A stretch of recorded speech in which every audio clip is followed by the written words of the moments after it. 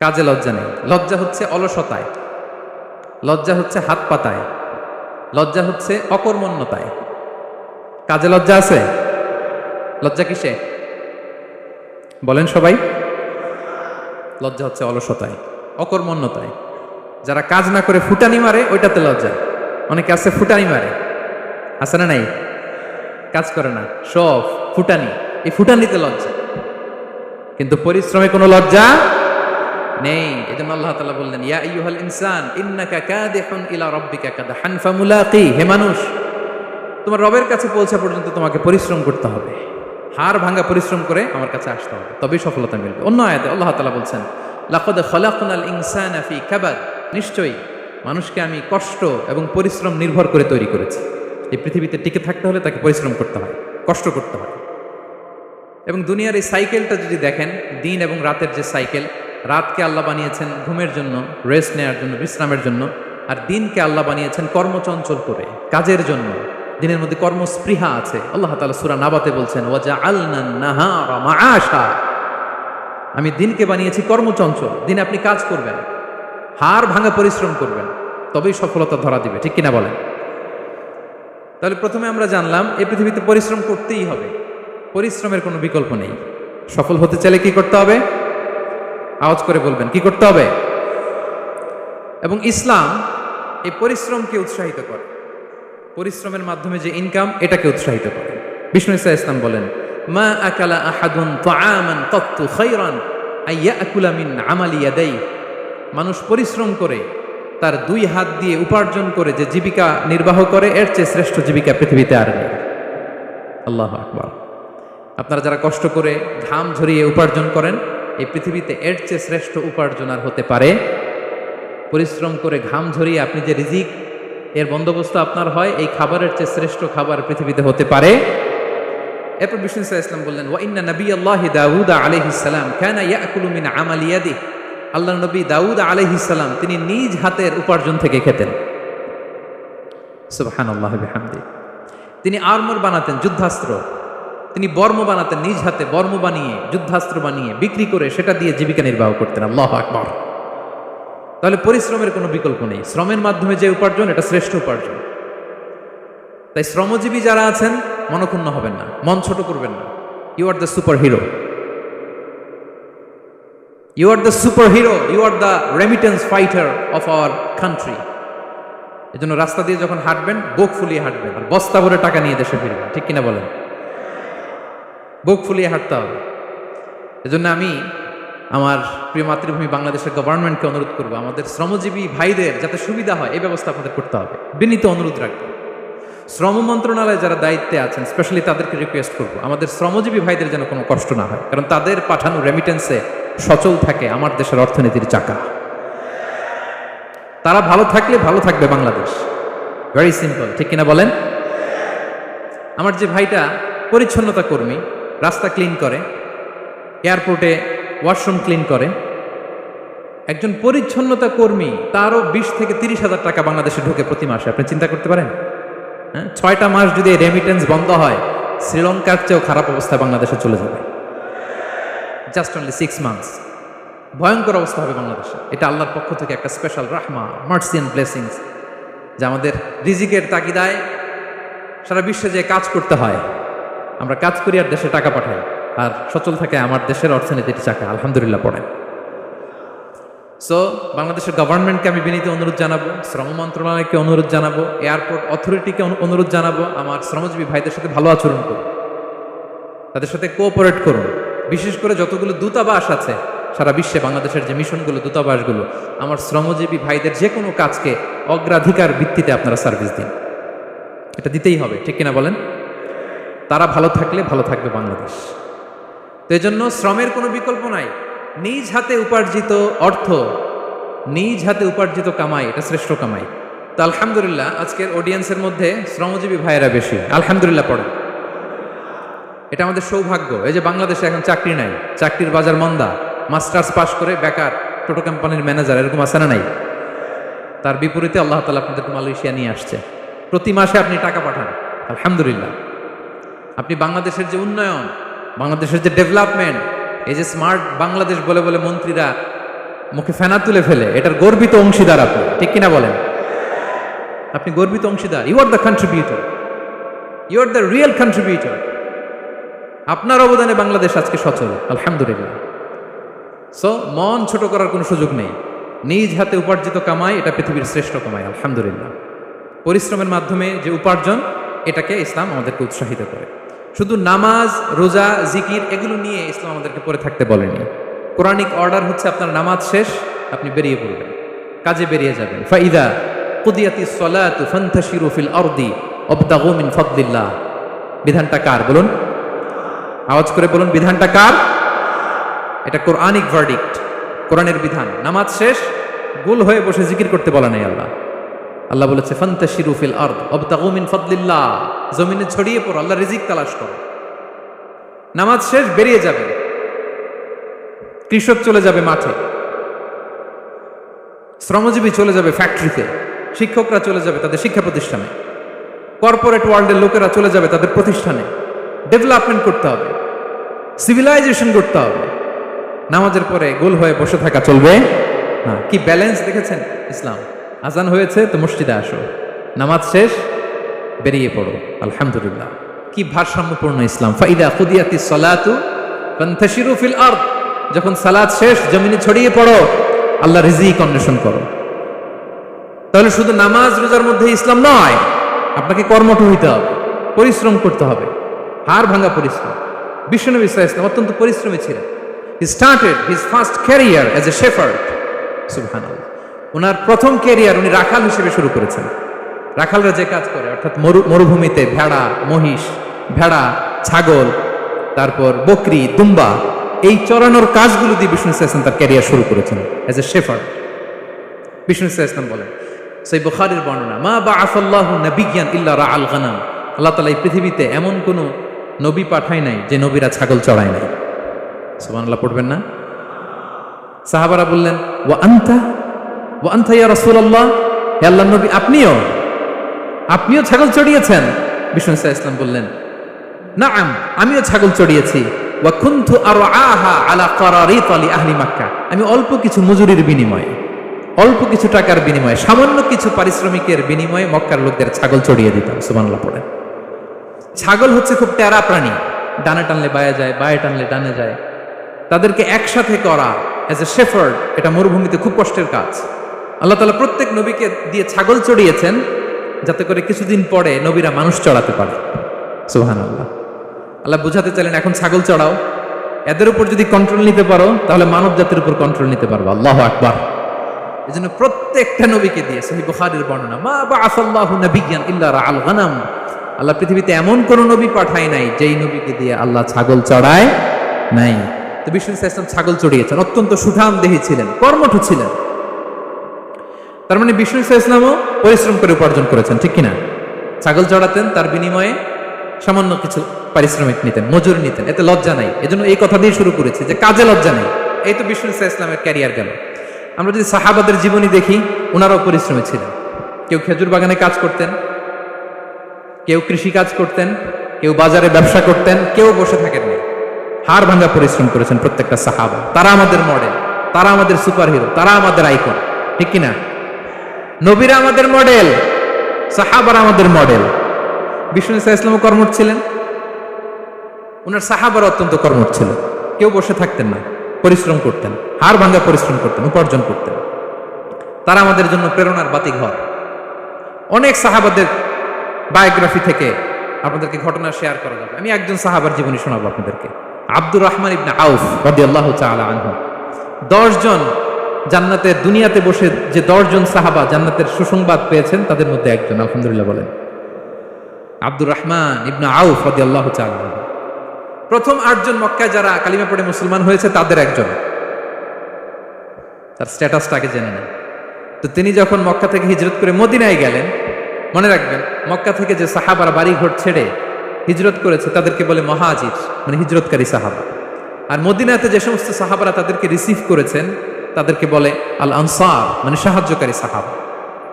তো যারাই হিজরত করে মক্কা থেকে মদিনায় যেত, বিষ্ণু সাল্লাল্লাহু আলাইহি ওয়াসাল্লাম মদিনার কোন সাহাবীর সাথে তার ভাই পাতিয়ে দিতেন, আল মুআখাত, ব্রাদারহুড করে দিতেন, দায়িত্ব দিতেন যে তুমি এই সাহাবীকে দেখবে। তো আব্দুর রহমান ইবনে আউফ রাদিয়াল্লাহু তাআলা আনহু যখন হিজরত করে গেলেন, তার দেখভাল করার জন্য যে সাহাবীর দায়িত্ব পড়ল তার নাম হচ্ছে সাআদ ইবনে রাবিয়া, আনসারী সাহাবী রাদিয়াল্লাহু তাআলা আনহু। বিষ্ণু বললেন, সাআদ, আব্দুর রহমান ইবনে আউফ তোমার ভাই, ভাই বানিয়ে দিলেন। কি বানিয়ে দিলেন? তুমি তাকে টেক কেয়ার করবে, সে হবে তোমার মেহমান। সুবহানাল্লাহ। সাআদ ইবনে রাবিয়া রাদিয়াল্লাহু তাআলা আনহু তিনি আব্দুর রহমান ইবনে আউফকে ডেকে নিয়ে গেলেন, ঘরে নিয়ে গেলেন মেহমানকে, এবং বললেন, ইয়া সাআদ ইন্নী আকসারুল আনসারি মালান। হে সাআদ, তুমি চিন্তা করো না, তুমি মনে করো না যে তোমার ভরণ পোষণ দিতে আমার কষ্ট হবে। আমি মদিনার সবচাইতে বড় বিজনেস ম্যাগনেট, সবচাইতে বড় বিজনেস ম্যাগনেট আমি। No tension, don't worry about it. Tension নিও না, আসো, তোমার জন্য আমার কি প্রপোজাল শোনো। ফাআকসিমু লাকা নিসফা মালি, আমার যত সম্পদ আছে আমি অর্ধেক তোমার দিয়ে দিব। সুবহানাল্লাহ। এত আসতে আপনার বাড়িতে কেউ মেহমান হলে করতে পারবেন এরকম? আল্লাহ, কেমন প্রেরণার বাতিঘর তারা। ফাআকসিমু নিসফা মালি, হে আব্দুর রহমান ইবনে আউফ, আমার অর্ধেক সম্পদ তোমারে দিয়ে দিব। এখানেই শেষ না, এরপর বলতে লাগলেন, আমার অনেকগুলো স্ত্রী আছে, তুমি কোথায় যে মেয়ে খুঁজবা, প্রস্তাব দিবা, এত ঝামেলার দরকার নাই। আমার কোন স্ত্রীকে তোমার ভালো লাগে বলো, তার যদি তোমাকে ভালো লাগে তাহলে প্রয়োজনে তাকে আমি ডিভোর্স দিয়ে দিব, তাকে নিয়ে তুমি সুখের সংসার করবা। আল্লাহু আকবার, আল্লাহু আকবার। অর্ধেক সম্পদ দিয়ে দিব, আমার একাধিক স্ত্রী আছে, কাউকে যদি তোমার পছন্দ হয় এবং সেও যদি তোমাকে পছন্দ করে, প্রয়োজনে তাকে ডিভোর্স দিব। New life, new career, just go on. আমরা এই সুযোগ পেলে কি করতাম? সাথে সাথে অর্ধেক সম্পদ নিয়ে নিতাম, ঠিক কিনা? আব্দুর রহমান ইবনে আউফ প্রেরণার বাতিঘর, উনি কি করলেন? উনি বললেন, লা হাজাতা লি ফি যালিক। আমার ভাই, তুমি যে বলছো সাআদ ইবনে রাবি, তুমি যে এত চমৎকার প্রপোজাল দিয়েছো, এতেই আমি খুশি, তোমার কোনো কিছুর আমার দরকার নাই। বারাকাল্লাহু লাকা ফি আহলিকা ওয়া মালিক, আল্লাহ তোমার সম্পদেও বরকত দেখ, আল্লাহ তোমার পরিবারেও বরকত দেখ। তবে একটা কষ্ট করতে হবে, সেটা কি? আব্দুর রহমান ইবনে আউফ বললেন, দুল্লানি ইলা সুক, just show me the way to market. মদিনার বাজারটা কোথায় এটা একটু দেখা দেন। আমি নতুন মানুষ, পথঘাট চিনি না। দুল্লানি ইলা সুক, just show me the way to market of Medina. মদিনার বাজারটা কোন রাস্তা একটু দেখায় দেন। আল্লাহু আকবার। সাআদ ইবনে রাবি বললেন, এই তো মদিনার বাজার। উনি যে কিছু ঘি কিনলেন, পনির কিনলেন, কিনে বিক্রি করলেন, প্রফিট করলেন। ওই প্রফিট দিয়ে আরো বেশি করে কিনলেন, আবার বিক্রি করলেন, প্রফিট, আবার বিক্রি করলেন, প্রফিট। এই কেনা বেচা করতে করতে 1-2 মাসের মধ্যে উনি মদিনার one of the biggest business magnate হয়ে গেলেন। আল্লাহু আকবার। কি হাড় ভাঙা পরিশ্রমই না তারা করেছেন। একেবারে রেডি ক্যারিয়ার ছিল, গেলাম সবচেয়ে বড় বিজনেসম্যানের অর্ধেক সম্পত্তি পেয়ে গেলাম। He didn't accept the ready career, rather he made his own path with his own endeavor.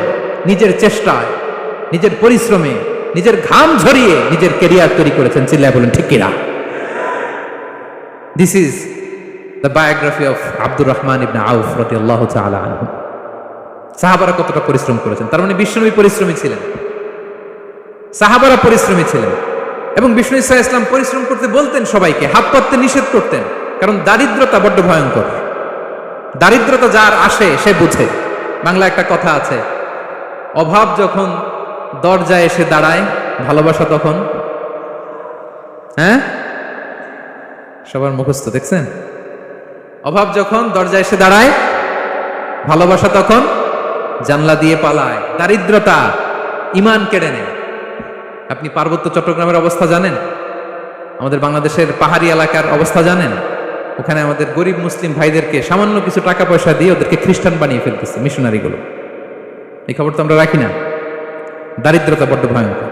এজন্য বিষ্ণু ইসলাম দারিদ্রতা থেকে আল্লাহর কাছে পানাহ চাইতেন। তিনি বলতেন, আল্লাহুম্মা ইন্নী আউযু বিকা মিনাল ফাকরি ওয়াল কিল্লাতি ওয়াদ-দিল্লাহ। ও আল্লাহ, I seek refuge with you from poverty, from insufficiency and humiliation. ও আল্লাহ, আমি তোমার কাছে দারিদ্রতা থেকে পানাহ চাই। ও আল্লাহ, আমি তোমার কাছে স্বল্পতা থেকে পানাহ চাই। ও আল্লাহ, আমি তোমার কাছে লাঞ্ছনা থেকে পানাহ চাই। পড়েন আমিন। এই দোয়াটা বেশি বেশি পড়বেন। আল্লাহুম্মা ইন্নী আউযু বিকা মিনাল ফাকরি ওয়াল কিল্লাতি ওয়াদ-দিল্লাহ। হে আল্লাহ, আমি দারিদ্রতা থেকে পানাহ চাই। আল্লাহ, স্বল্পতা থেকে পানাহ চাই। আল্লাহ, লাঞ্ছনা থেকে পানাহ চাই। সবাই পড়ুন আমিন। বিষ্ণু ইসলাম যে দোয়াগুলো শিখিয়েছেন, এগুলো হচ্ছে very precise in wording but comprehensive in meaning. শব্দে খুব ছোট, কিন্তু অর্থ মানুষের হৃদয়ে এটার আবেদন অনেক ব্যাপক, অনেক বেশি।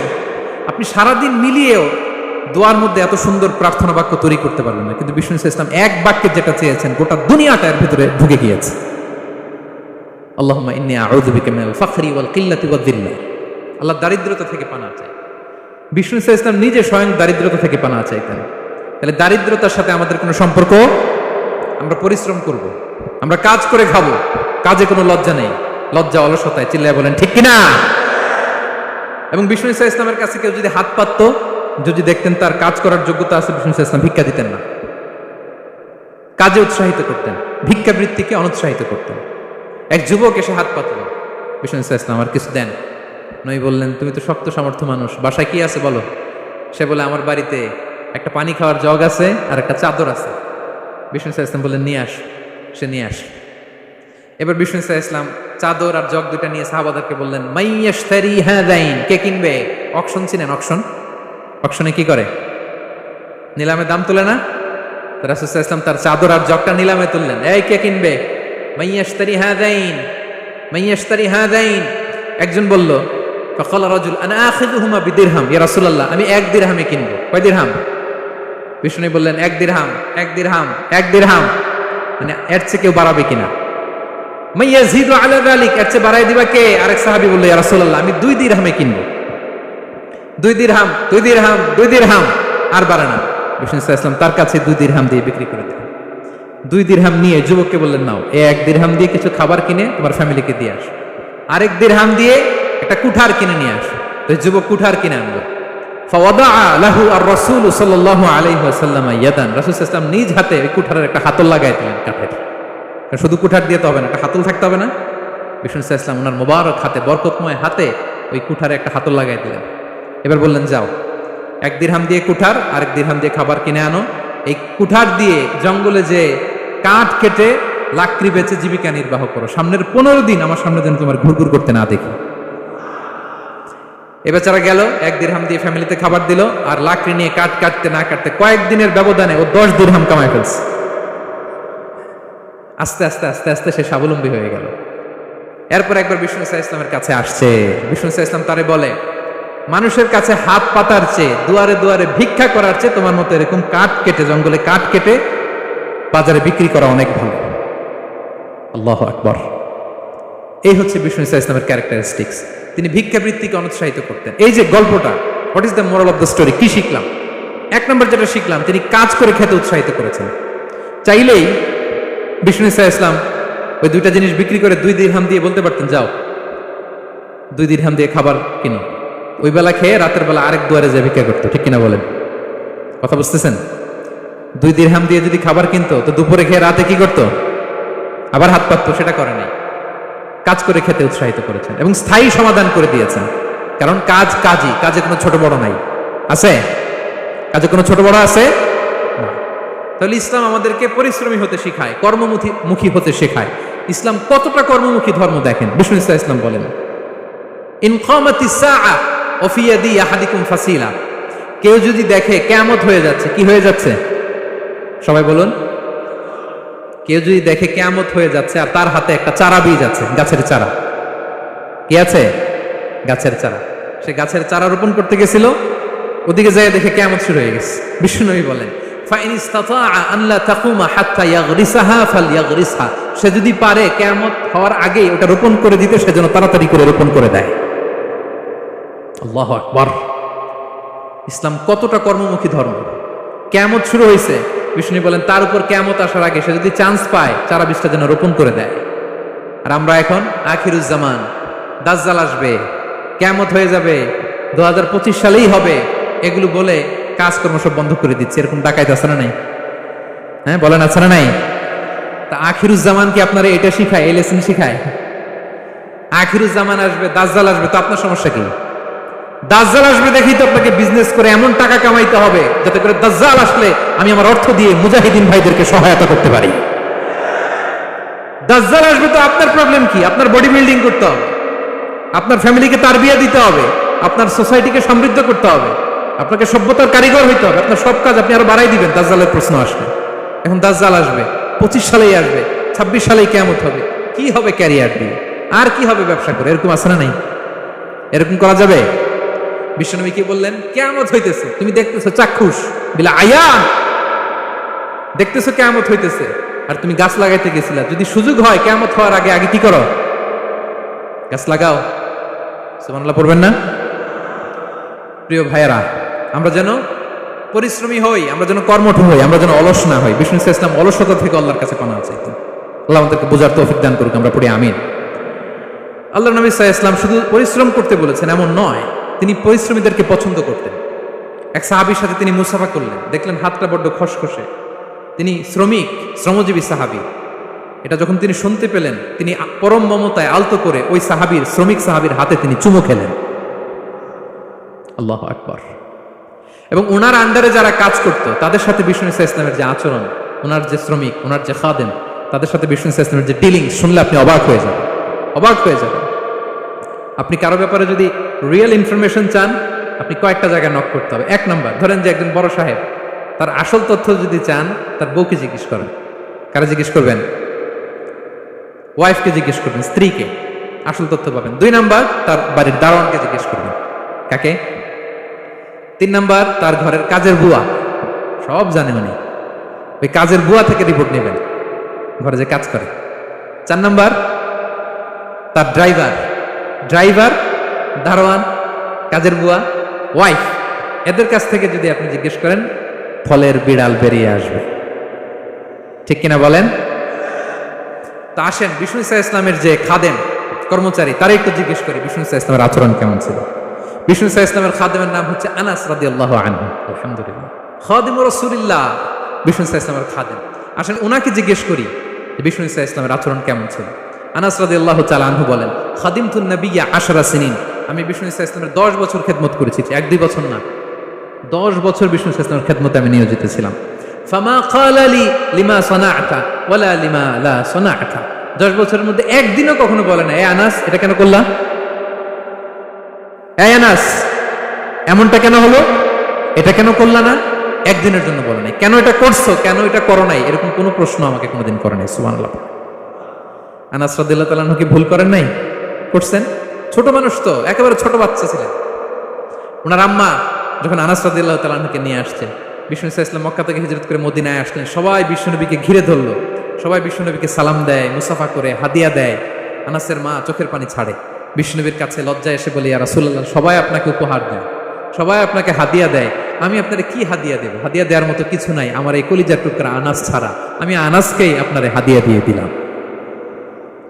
ইয়াখদুমুকা ইয়া রাসূলুল্লাহ, হে নবী, আনাস আপনার খেদমত করবে, আপনার অজুর পানি এনে দিবে, আপনার মেসওয়াকটা এনে দিবে, আপনার জুব্বাটা এনে দিবে, আমি আমার কলিজার টুকরা, আমার নাড় ছেঁড়া ধন আনাসকেই আপনারে উপহার দিয়ে দিলাম। আনাস রাদিয়াল্লাহু তাআলা বিষ্ণু ইসলামের সাথে থাকতেন, অজুর পানি এনে দিতেন, জামা এনে দিতেন। বিষ্ণু বললেন, আনাস আমার ওই জুব্বাটা নিয়ে আসো। ছোট্ট আনাস জুব্বা আনতে যে মদিনার বাচ্চারা খেলতেছে, আমাদের দেশে যে খেলে, কুতকুত খেলে, চারা খেলে, এইটা খেলে, সেইটা খেলে, ওই খেলাধুলা দেখে নবীর জামা আনার কথা উনি ভুলে গেলেন, বাচ্চাদের সাথে দাঁড়িয়ে খেলা দেখতে আরম্ভ করলেন। এখন সময় গড়িয়ে অনেক হয়ে গেল, আনাসও আসে না, জুব্বাও আসে না, ঘটনা কি? বিষ্ণু ইসলাম বললেন, যাই নিজের জামা নিজে নিয়ে আসি।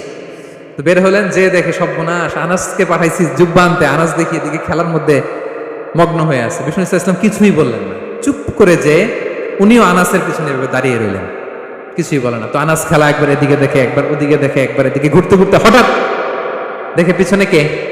স্বয়ং বিশ্বনবী। আল্লাহ, বিশ্বনবীর দেখে তো আনাস রাদিয়াল্লাহু তাআলা কলিজাটা এখানে চলে আসছে ভয়। হায় হায়, আজকে খবর আছে, হায় হায়, আমার না যুদ্ধ আনতে বলছিল, আমি কি কাজ করলাম, ভয়ে আটকে উঠছে। বিষ্ণু ইসলাম ধমক দেয় নাই, পিট্টি দেয় নাই, কিছু করে নাই, শুধু একটা মুচকি হাসি দিয়েছে। আনাস রাদিয়াল্লাহু তাআলা আনহু বলে, বিশ্বনবীর সেই দিনের মুচকি হাসির শাসন মৃত্যুর আগ পর্যন্ত আমাকে সোজা রাস্তায় রেখেছে, আর ডানে বায়ে করি নাই কোনোদিন। তার মানে শাসন করতে জানলে ব্যাট মারা লাগে না, শাসন করতে জানলে গায়ে হাত তোলা লাগে না, শাসন করতে জানলে মুচকি হাসি দিয়েও শাসন করা যায়। ঠিক কিনা বলেন? বিশ্বনবীর মুচকি হাসির শাসন আনাস রাদিয়াল্লাহু তাআলা আনহুকে আজীবন সোজা রাস্তায় রেখেছে। তাহলে শ্রমজীবীদেরকে বিষ্ণু ইসলাম কতটা সম্মান করতেন, শ্রদ্ধা করতেন, ভালোবাসতেন, বুঝতে পারছেন সবাই? প্রিয় ভাইয়েরা, লেবার রাইটস ইন ইসলাম, ইসলামে শ্রমিকের অধিকার। শ্রমিকদেরকে ইসলাম কমপক্ষে 7টা অধিকার দিয়েছে। কয়টা? 1 নাম্বার, ইসলাম একজন শ্রমিককে প্রথম যে অধিকারটা দিয়েছে সেটা হচ্ছে কাজ শেষে, শ্রম শেষে তার পারিশ্রমিকের অধিকার, মজুরি পাওয়ার অধিকার, কাজ শেষে বেতন পাওয়ার অধিকার। কাজ করেছেন তো আপনি বেতন পাবেন, এটা আপনার অধিকার। বেতন বা পারিশ্রমিক এটা একটা কর্মজীবীর অধিকার। আপনার কোম্পানির মালিক যে আপনার বেতন দেয়, এটা কি দয়া করে? করুণা? তো এটা যদি করুণা হয়, সে যে আপনার কাজ করে দেয়, এটাও তো করুণা। এটা তো আর বড় করুণা, কি বলেন? আপনি যে স্যালারি পে করেন, এটা যদি করুণা হয়, সে যে পরিশ্রম করে, সে তো আর বড় করুণা করে আপনাদের। তার কারণে তো আপনার কোম্পানি টিকে আছে, ঠিক কিনা বলেন? তাহলে এটা করুণা নয়, এটা শ্রমিকের অধিকার। এবং বিশ্বনবী সাল্লাল্লাহু আলাইহি ইসলামের সেই ঐতিহাসিক বাণী, তিনি বলেছেন, আতুল আজিরা আজরাহু ক্বাবলা আন ইয়াজিফা আরাকু। ঘাম শুকিয়ে যাওয়ার আগে শ্রমিককে তার পারিশ্রমিক বুঝিয়ে দাও। সুবহানাল্লাহ, বিশ্বনবীর ঐতিহাসিক বাণী। এখন জাতিসংঘ আমাদেরকে শিখায় যে শ্রমিকের মজুরি দিতে হবে, অন টাইমে দিতে হবে, স্যালারি দিতে হবে, এই করতে হবে, সেই করতে হবে। মানবাধিকারের কর্মীরা আমাদেরকে শিখায়, তারা শিখানোর ১৫০০ বছর আগে বিশ্বনবী সাল্লাল্লাহু আলাইহি ইসলামের ঐতিহাসিক বাণী, তিনি বলেছেন, আতুল আজিরা আজরাহু ক্বাবলা আন ইয়াজিফা আরাকু। শ্রমিকের ঘাম শুকাবার আগে তার মজুরি পেমেন্ট করে দাও। সুবহানাল্লাহ। ঘাম শুকিয়ে যাওয়ার আগে, মানে অন টাইম, দ্রুততম সময়ে শ্রমিককে তার মজুরি দিয়ে দাও, তার বেতন দিয়ে দাও। যারা শ্রমিককে তার পারিশ্রমিক অন টাইমে দেয় না, স্যালারি অন টাইমে পে করে না, টালবাহানা করে, গরিমসি করে, তাদের ব্যাপারে বিষ্ণু ইসলাম কি বলেন? বিষ্ণু বলেন, ৩ শ্রেণীর ব্যক্তি, সালাসাতুন আনা খাসমুহুম ইয়াউমাল কিয়ামা। ৩ শ্রেণীর ব্যক্তির বিরুদ্ধে আমি বিশ্বনবী কিয়ামতের দিন আল্লাহর কাঠগড়ায় মামলা দায়ের করব।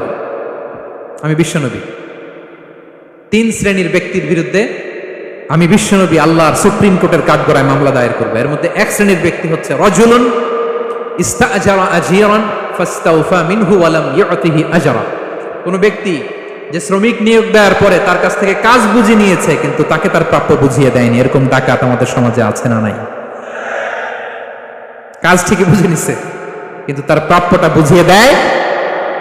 বিশ্বনবী বলেন, তার বিরুদ্ধে আমি মামলা দায়ের করব। প্রিয় ভাইরা, বুঝে থাকলে উত্তর দেন।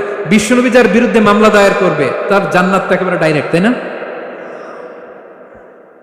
হ্যাঁ, সুন্দর বলছে একজন, তার কোনো জামিন নাই, ঠিক কিনা বলেন? বিশ্বনবী যার বিরুদ্ধে মামলা দায়ের করেছে, তার জান্নাতে যাওয়া তো দূর কি বাত, সে জান্নাতের ঘ্রাণও তার নাকে ঢুকবে না। চিল্লায় বলেন ঠিক কিনা? এই জন্য খবরদার, শ্রমিককে তার শ্রম নেওয়ার পরে তার পারিশ্রমিক দিয়ে দেন, তার ঘাম শুকিয়ে যাওয়ার আগে, মানে অন টাইম। এটা নিয়ে কোনো টালবাহানা করা যাবে, তা নাহলে বিশ্বনবী তার বিরুদ্ধে মামলা দায়ের করবে। তার মানে ১ নম্বর অধিকার বুঝে পেয়েছেন? আপনি যে কাজ করেন, কাজের বিনিময়ে যে পারিশ্রমিক পান, যে স্যালারি পান, এটা আপনার অধিকার। এটা করুণা নয়, এটা অনুকম্প নয়, এটা কোনো দয়া নয়, ইটস ইউর রাইট। এটা আপনার অধিকার। আওয়াজ করে বলুন তো, গলা ফুলিয়ে, এটা আপনার কি? ২ নাম্বার, একটা শ্রমিককে ইসলাম যে অধিকার দেয়, সেটা হচ্ছে চুক্তি মাফিক সকল সুযোগ সুবিধা প্রাপ্তির অধিকার। অর্থাৎ একজন এমপ্লয়ার যখন তার এমপ্লয়িকে নিয়োগ করে, একটা এমপ্লয়মেন্ট কন্ট্রাক্ট থাকে না? এমপ্লয়মেন্ট কন্ট্রাক্ট বুঝেন তো? একটা চুক্তিপত্র থাকে, এখানে ফিক্স করা থাকে ওয়ার্কিং আওয়ার্স, কয় ঘন্টা আপনি কাজ করবেন, আপনার জব স্পেসিফিকেশন, কি করবেন কি করবেন না, আপনার স্যালারির ব্যাপারে থাকে, কত স্যালারি দিবে, কখন দিবে। আবার আপনি ওভার টাইম করলে এক্সট্রা পে করবে। আপনি রেগুলার কাজ করলে ঘন্টায় per hour 20 ringgit, overtime করলে 40 রিঙ্গিট। তারপর আপনি কখন ব্রেক নেবেন, একটা ব্রেক থাকে না, যে এই টাইমে একটা ব্রেক দিতে হবে। এগুলো মিউচুয়াল আন্ডারস্ট্যান্ডিং এ এমপ্লয়মেন্ট কন্ট্রাক্টে থাকে। আপনি হলিডে কখন করবেন, ছুটি থাকতে হবে। টানা 7 দিন কাজ করানো যাবে বলেন? না, আন্তর্জাতিকভাবে এটা নিষিদ্ধ। টানা 7 দিন কোনো কাজ নাই, 1 দিন তার হলিডে থাকতে হবে, তার অ্যানুয়াল লিভ থাকতে হবে। Right to rest and leisure, বিশ্রামের একটা সময় লাগবে। এই যে 1 মে আন্তর্জাতিক শ্রমিক দিবস, এটা শুরু হয়েছে কিভাবে? ইউনাইটেড স্টেটস অফ আমেরিকার শিকাগোতে 1986 সালে এই কাজের বিরুদ্ধেই তারা আন্দোলন করেছিল। টানা 7 দিন তাদেরকে দিয়ে গাদার মতো খাটুনি খাটাতো, দাসের মতো তাদের সাথে আচরণ করা হতো। তারা আন্দোলন শুরু করেছিল, 8 জনকে গুলি করে নিহত করা হয়েছিল। সেখান থেকে এই মে দিবস। কিন্তু বিষ্ণু ইসলাম 1500 বছর আগে এই শ্রমিকদের অধিকারের ব্যাপারে সোচ্চার ছিলেন। আলহামদুলিল্লাহ বলেন। তাহলে right to rest and leisure, UDHR, universal declaration for human rights, এগুলো সব নির্ধারিত আছে। তার মানে একজন শ্রমিকের 2 নম্বর অধিকার হচ্ছে চুক্তি অনুযায়ী সকল সুযোগ সুবিধা প্রাপ্তির অধিকার। আপনার চুক্তি করছেন, আপনি এটা এটা দিবেন, কিন্তু কাজের পরে আপনি ফ্যাসিলিটি দিচ্ছেন, এটা করা যাবে বলেন? করা যাবে? আল্লাহর কোরআন কি বলছে শুনুন। আল্লাহর কোরআন বলে, ইয়া আইয়ুহাল্লাযীনা আমানু আউফু বিল উকুদ, O you who believe, fulfil your contract. ও বিশ্বাসীরা তোমরা তোমাদের চুক্তি পূর্ণ করো। ওয়া আউফু বিল আহদি ইন্নাল আহদা কানা মাসউলা, তোমরা যে কমিটমেন্ট করেছো, যে কন্ট্রাক্ট করেছো, এই চুক্তি তোমরা পূর্ণ করো। তা না হলে কিয়ামতের কঠিন ময়দানে এই চুক্তির ব্যাপারে, কন্ট্রাক্টের ব্যাপারে, এই এগ্রিমেন্টের ব্যাপারে আপনারা জিজ্ঞেস করবে কে? তাহলে যা চুক্তি করেছেন সুযোগ সুবিধা তাই আপনাকে দিতে হবে। মালিক ভাইয়েরা মনে থাকবে তো নাকি? এগ্রিমেন্টে যা যা বলেছেন, যা যা লিখে সিগনেচার করেছেন তাই আপনাকে দিতে হবে। আদেশটা কার? সবাই বলুন। আপনি মন চাইলে হায়ার করবেন, আর পরের দিন ফায়ার করবেন, এরকম করা যাবে? হ্যাঁ, চাইলে হায়ার ফায়ার, মন যা চায় তা করবেন, এটা করা চলবে না। তাহলে দুইটা অধিকার দিল। 3 নম্বর, একজন শ্রমিককে ইসলাম যে অধিকার দিয়েছে সেটা হচ্ছে সুন্দর আচরণ পাওয়ার অধিকার। তিনি আপনার ফ্যাক্টরির ওয়ার্কার, আপনার স্টাফ, এজন্য যা মনে চায় তা আচরণ করবেন, দাসের মতো আচরণ করবেন। এটা করা যাবে? আওয়াজ করে বলেন, করা যাবে? বিষ্ণু ইসলাম ইন্তেকালের আগে পুরা উম্মাকে 2টা বিষয় ওসিয়ত করেছেন। আওয়াজ করে বলুন তো কয়টা? 1 নম্বর হচ্ছে নামাজ। 1 নম্বর কি? আসসালাত। আসসালাত, রুহু বের হওয়ার আগে, ইন্তেকালের আগে বিষ্ণু বলেন আসসালাত, আসসালাত, নামাজ, নামাজ। উম্মতেরা নামাজের ব্যাপারে সতর্ক হও। 2 নম্বর তিনি বলেছেন ওয়ামা মালাকাত আইমানুকুম, তোমাদের অধীনস্থ যারা আছে তাদের ব্যাপারে সচেষ্ট হও, তাদের প্রতি সদয় হও, তাদের সাথে খারাপ আচরণ করো না। এটা কখন বলছেন? জুমার খুতবার সময়, সাহাবীদের সাথে গল্প করার সময়, বিবিদের সাথে আলোচনার সময়। কখন? Just right before his death, এখনই রুহু বেরোবে, ইন্তেকালের আগে তিনি বলেছেন উম্মতেরা আসসালাত, নামাজ, উম্মতেরা ওমা মালাকাত আইমানুকুম, তোমাদের কর্মচারীদের সাথে খারাপ আচরণ করো না। তাহলে 3 নম্বর হচ্ছে শ্রমিকদের সুন্দর আচরণ পাবার অধিকার, তাদের সাথে খারাপ আচরণ করা যাবে না। বিষ্ণু ইসলাম শ্রমিকদের রাইটস, অধিকারের ব্যাপারে এতটা সোচ্চার ছিলেন, বিদায় হজের মতো, বিদায় হজের যে বাণী, যে ভাষণ, ঐতিহাসিক ভাষণেও বাদ যায়নি শ্রমজীবীদের কথা। সুবহানাল্লাহ পড়েন। বিদায় হজের ভাষণে বিষ্ণু বলেছেন আরিকাকুম, আরিকাকুম আতইমুহুম মিম্মা তাকুলুন ওয়াকসুহুম মিম্মা তালবাসুন। খবরদার ও আমার উম্মতেরা, এই ভাষণের পরে আর বড় কোনো ভাষণ আমার পক্ষ থেকে তোমরা পাবে না। তোমাদের কর্মজীবী, তোমাদের শ্রমিক, তোমাদের ওয়ার্কার, তোমাদের স্টাফদের ব্যাপারে সাবধান থাকো। তোমরা যা খাবে তাদেরও তা খাওয়াবে, তোমরা যা পড়বে তাদেরও তা পড়তে দিবে, তাদের প্রতি তোমরা সদয় হবে। বিদায় হজের বাণী তো বিষ্ণু ইসলাম আপনাদের কথা ভুলে নাই। আলহামদুলিল্লাহ পড়েন। কি রহমতের নবী ছিলেন, কি মায়ার নবী ছিলেন, শ্রমজীবীদেরকে বিষ্ণু ইসলাম এতটা ভালোবাসতেন। তাহলে 3 নম্বর যে অধিকার ইসলাম একজন শ্রমিককে দেয় সেটা হচ্ছে সুন্দর আচরণ পাওয়ার অধিকার। দেখবেন যে মালিক বা যে এমপ্লয়ার ভালো আচরণ করে, সব শ্রমিককে তাকে ভালোবাসে, তার জন্য দোয়া করে। আপনি মালিক হয়ে অসুস্থ, দেখবেন আপনার ওয়ার্কারগুলো জায়নামাজ বিছিয়ে সেজদায় পরে আপনার জন্য কাঁদে, এরকম আছে না নাই? মালিক হলে তো এরকম মালিক হইতে হবে, এমপ্লয়ার হলে তো এরকম হওয়া চাই, ঠিক কিনা বলেন? তাহলে আমরা শ্রমজীবীদের সাথে ভালো আচরণ করবো, পারা যাবে তো ইনশাআল্লাহ?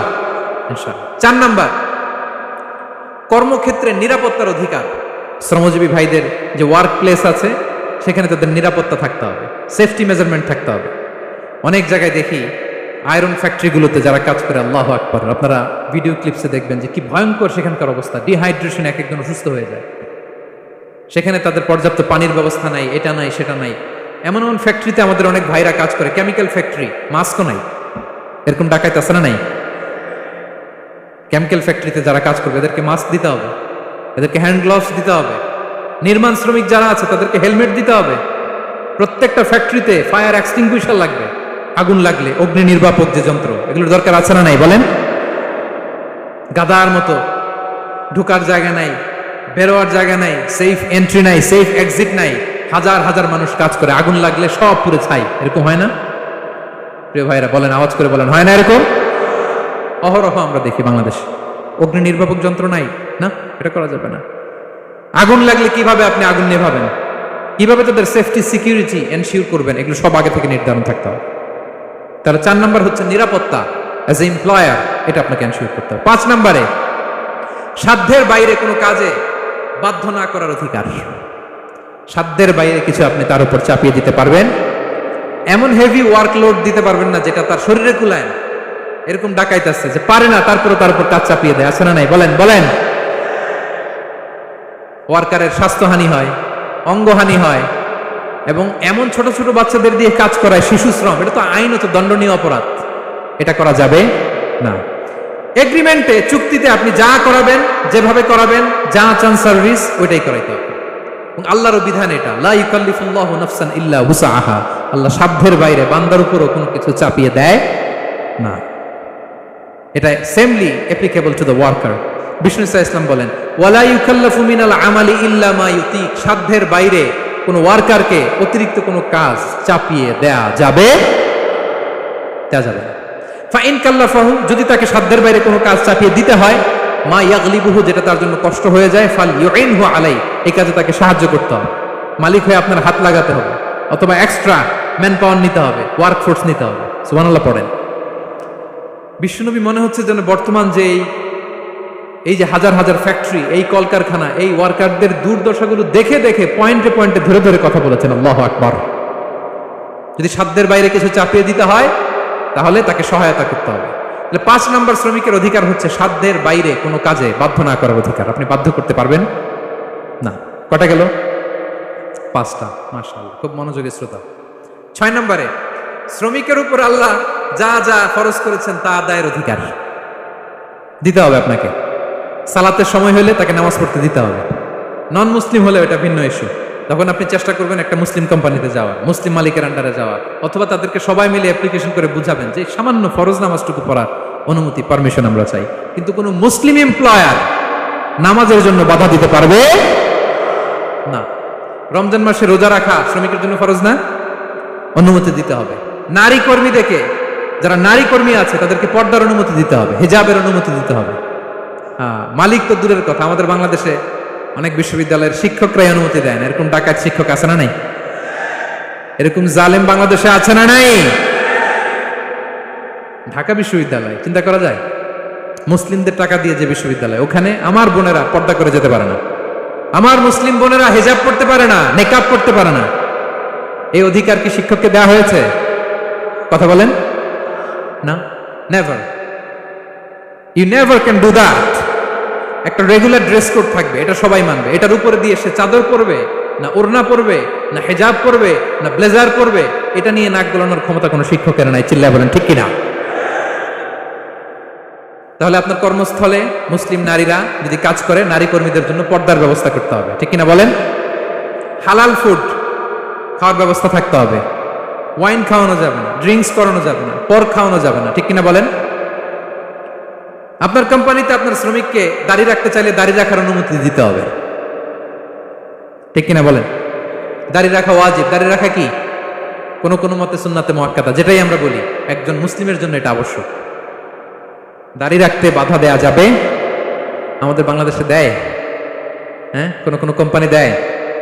কোন কোম্পানি দেয় বলেন? হ্যাঁ, আরম। এই পাওয়া গেছে আরম। কিছুদিন আগে দাড়ি রাখবে বলে এক ছেলেকে কর্মচ্যুত করেছে। এরকম আছে না নাই? করা যাবে? করা যাবে বলেন? না। দাড়ি রাখার অনুমতি দিতে হবে, নারীদেরকে হিজাব করার অনুমতি দিতে হবে। এটা অধিকার, এটা অধিকার।